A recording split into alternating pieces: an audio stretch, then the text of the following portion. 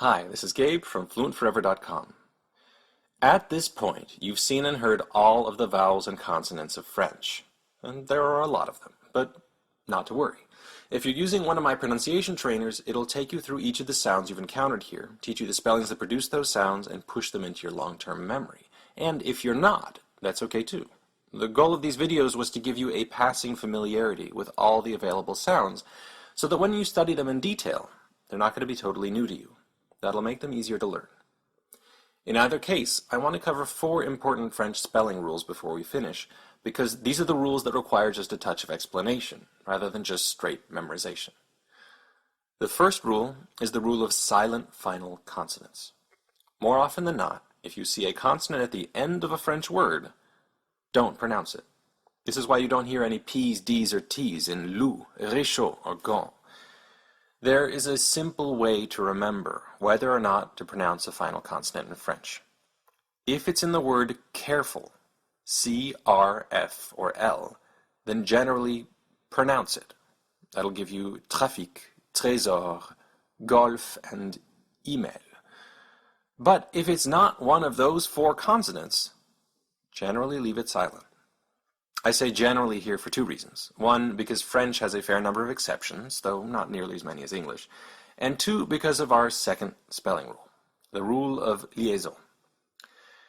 French likes to string together all of its words, eliminating any pauses between them, which makes most French sentences sound like one long jumbled word. You don't say une épaule est une partie du corps. You say une épaule est une partie du corps.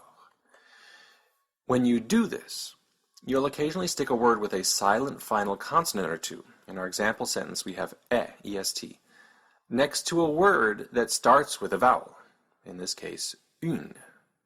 And that causes a problem.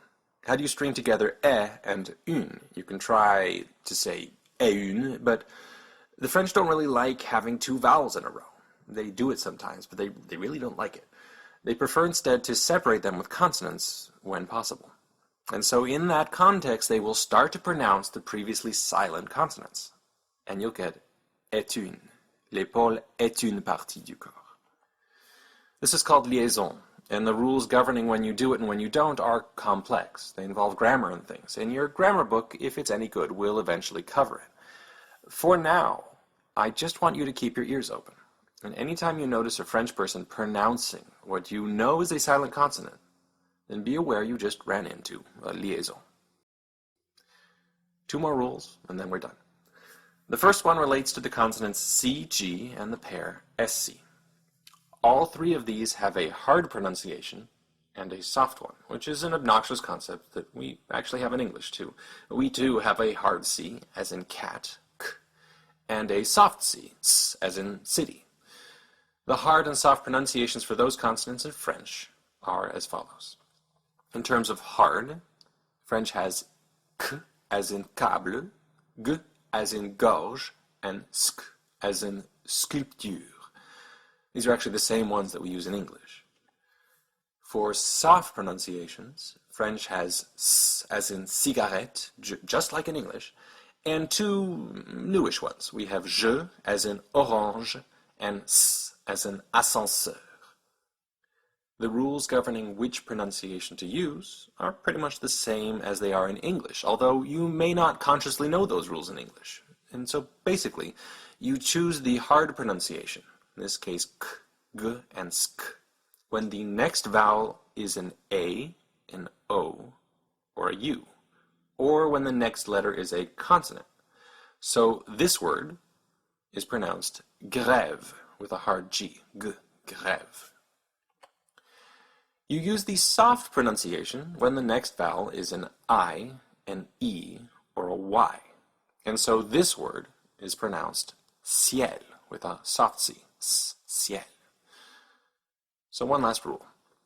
Remember those nasal vowels at the end of the last video? We had en, on, and un. The way you spell those in French is by sticking an M or an N after a vowel. So if you start with an A, and you put an N afterwards, you get en. And as we mentioned earlier, you don't pronounce the N. That gives you words like ampoule, gant, and ruban. So what happens when you actually want a word with an N or an M in it? Is there a way to make all those N's and M's stop producing nasal vowels and actually sound like N's and M's? And naturally, there is. N's and M's stop making nasals in two scenarios. When they come right before other vowels, as in animal, ami, and l'âme, or when you have two N's or M's in a row, as in anniversaire, gramme, and anneau. And that is it.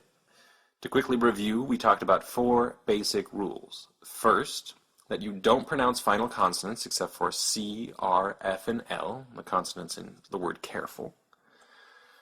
2, that you do pronounce final consonants when they form a liaison, when they come right before another word that starts with a vowel. So you get things like est une instead of est une.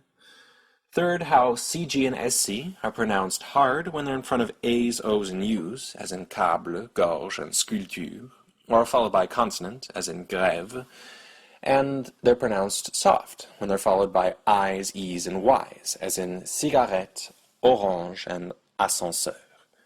And last, we covered the nasal vowel spellings, which are vowels followed by silent N's or M's, as in ampoule, gant, and ruban. And when you want those N's and M's not to be silent, then you either put a vowel after them, as in animal, ami, and l'âme, or you double them up, as in anniversaire, gramme, and anneau. And that is all for the French pronunciation videos.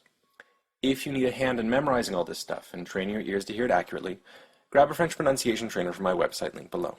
You'll have it all memorized within a couple of weeks. I hope you had fun, and I'll see you next time.